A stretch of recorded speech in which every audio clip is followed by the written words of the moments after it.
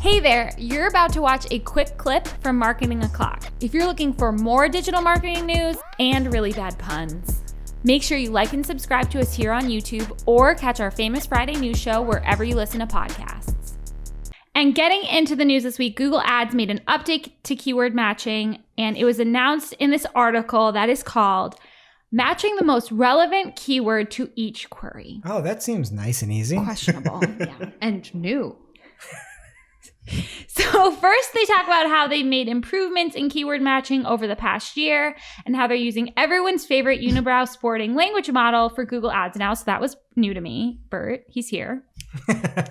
So Ginny said, it's a whole article, but Ginny has a pretty good TLDR here to start. She says, we're making key updates to the way keyword matching works. 1, now when an eligible phrase or broad match keyword is identical to a query, it will be preferred.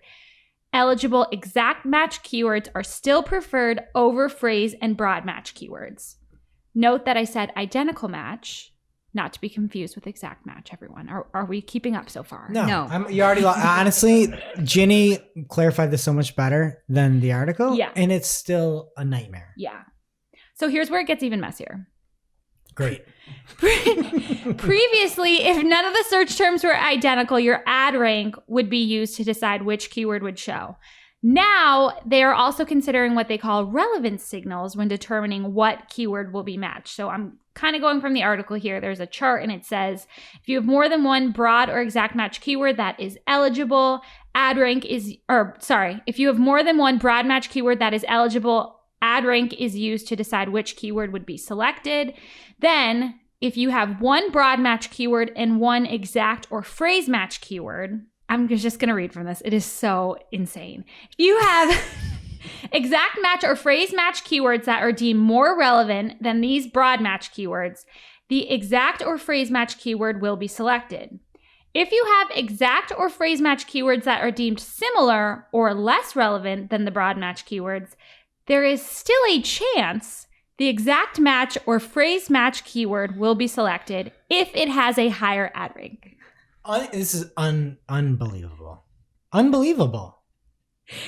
It's so confusing. Still a chance. Exact phrase. Still a chance. Relevant. You know the way people get so upset every time you make an announcement and are just like reading every single detail and you're going to use the verbiage. There is still a chance. It's insane to me. Okay, so then if you have more than one exact or phrase match keyword, again, it goes to ad rank.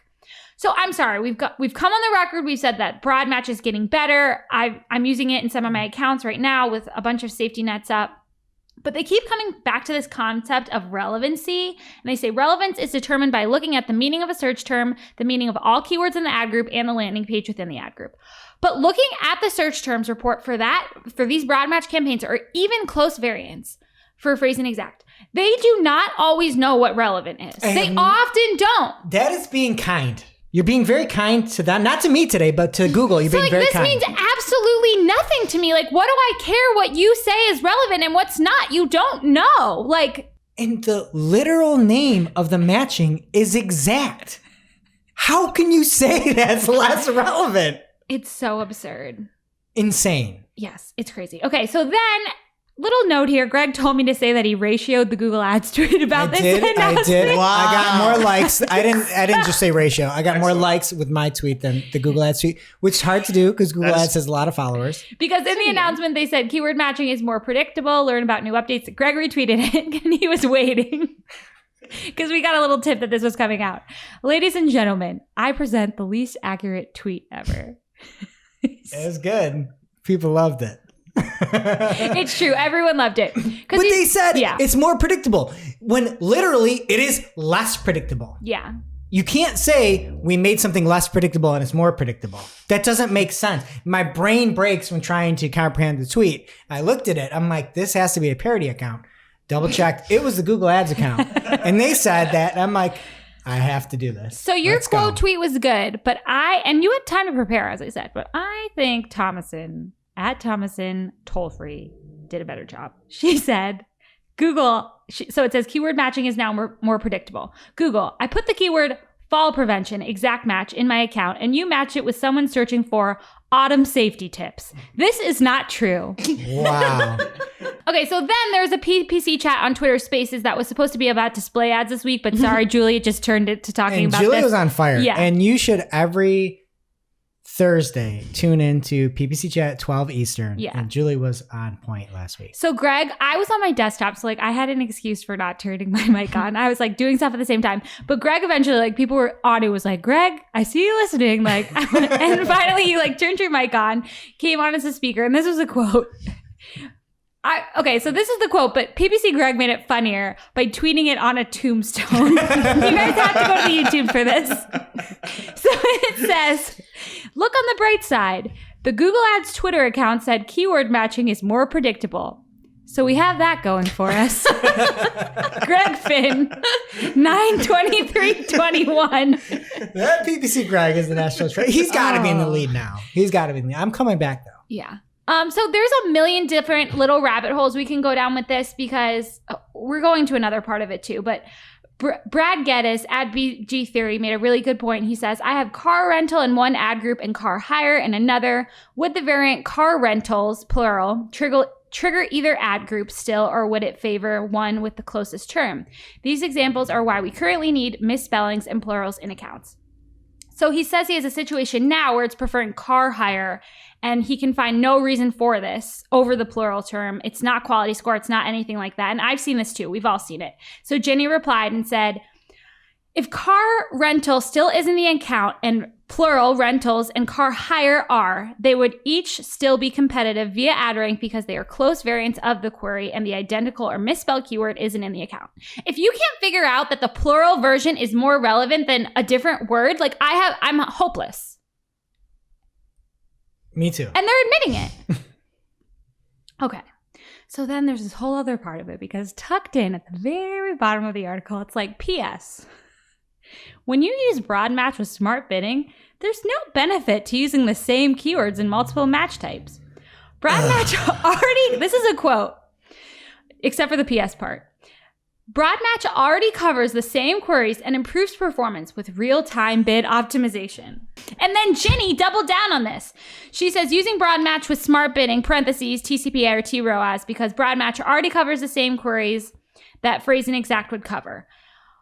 Greg wrote a whole blog about this. You literally, like, she responded to this and you just couldn't sleep that night. And like, I was awake. I'm like, how can you say this? And that is very bad blanket information. yes. And she qualifies it with TCPA or TROAS. I know the article does not. That's not what smart bidding is. And what she's saying isn't even a bidding term. It's now maximize conversions with target ROAS or maximize conversion value with target ROAS. I feel like it's so everyone insane. else besides you is trying to pretend that announcement didn't happen. You like won't let it go, like, including Jenny. I can't. You're saying to not use exact match if you have broad match, and that is a ridiculous statement to make. Yeah, there's a million reasons why it's in the blog. You want to go through a couple real quick? Yeah, sure. So, I mean, obviously, like, you can do different things, and broad match is supposed to be this, like, this wide net that you cast. And I think one example that I gave in the blog post is if we do pay-per-click services, we can have exact match pay-per-click going to a pay-per-click page. And then pay-per-click, maybe match to digital marketing. And that might be better off going to a digital marketing page that talks about everything. You know what I mean? Or paid search marketing. You know, if you have that exact, we want that to go to the paid page. And if it's broad, it might match on anything. So let's go to the broader page for it. So that's one thing. You can also bid differently based off of, RLSAs. We have many B2B clients and we use RLSAs nonstop, and you can use broad match, smart bidding to say, like, you know what, if you sell frozen pizzas to like convenience stores, right? And we have a client that does that. If you've been on that site, you are a commercial person. And so we want to bring you to the site with exact match. But now that you're on the site, we know that you're not an end consumer. So maybe we do RLSAs, and we can cast a huge net because we know that you've been on the site. So there's lots of different ways you can do it. You can have different campaigns where one is mobile and one is desktop. That technically is the same term that is just on different things. You just can't say blanket statements like that. So whether or not you want to use RLSAs going to a different page with a deeper offer to people that have been on the site or not, like that all works and that makes sense. Yes. And just another note here, if you are looking for like an easy breakdown of this to send to clients or colleagues or whatever, there's a really good Twitter thread from Schmelback PPC, that ecom Google Ads guy. And like I said, it's a really easy way to break it down. And if you can't spell like me or even speak, we'll have it in the newsletter. So don't worry.